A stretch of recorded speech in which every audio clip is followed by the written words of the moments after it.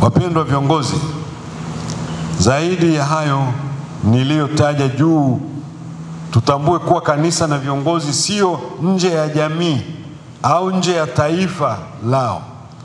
Tutambue kwamba tunalo jukumu la kipekee, kwamba tumeitwa kuongeza uelewa wa watu kuhusu haki zao mbalimbali. Mathalan, haki za kidemokrasia. Mtu asikudanganye kuwa kanisa liachane au lijitenge na siasa. Siasa ni sehemu ya maisha ya watu unaowahudumia. Maamuzi makubwa ya kijamii yanategemea sana siasa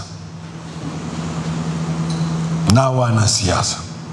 Kazi yetu ya kumhudumia mwanadamu kiroho kamwe haiwezi kujitenga au kutengwa na ile ya kumhudumia mwanadamu kimwili.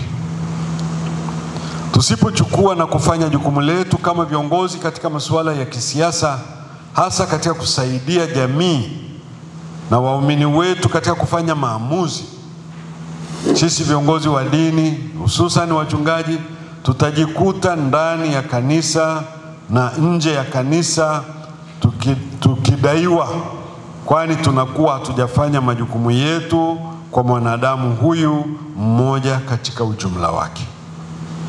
Katika kufanya jukumu hili, ndugu zangu, nahitajika sana busara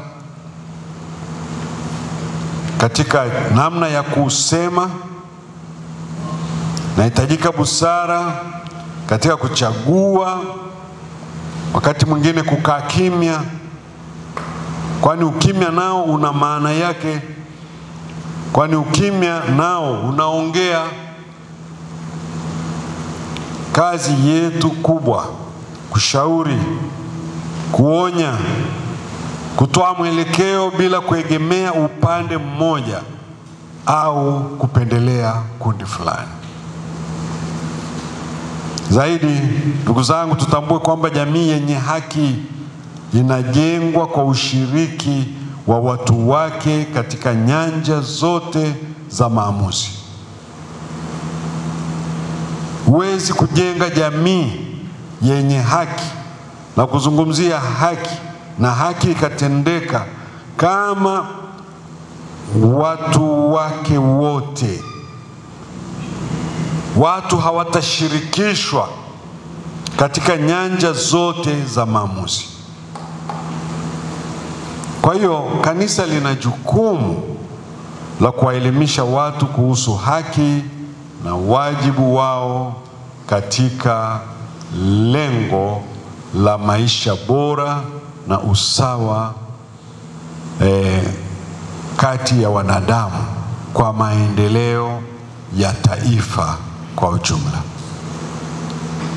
Na ukajiuliza, wewe kama kiongozi wa dini una nafasi gani?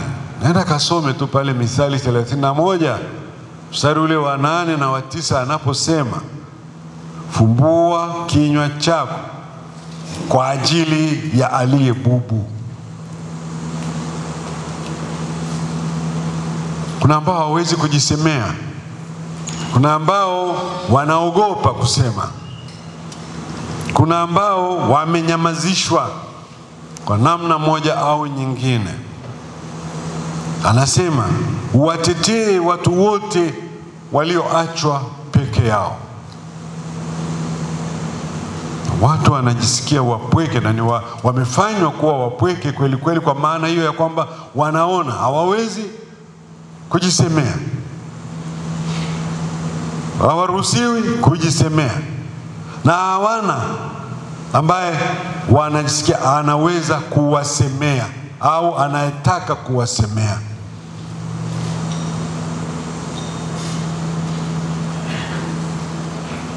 Na mahali pengi mmesikia, je, wabunge tulionao wamewawakilisha, wamewasemea kweli wale waliowachagua? Wamewawakilisha wananchi? Mambo yanayowagusa wananchi ndio wanayoyatetea?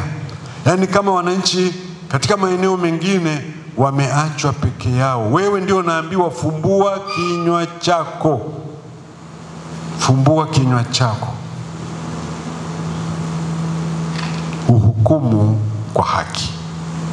Mwisho wa kunukuu kwenye hiyo maandiko katika Mithali.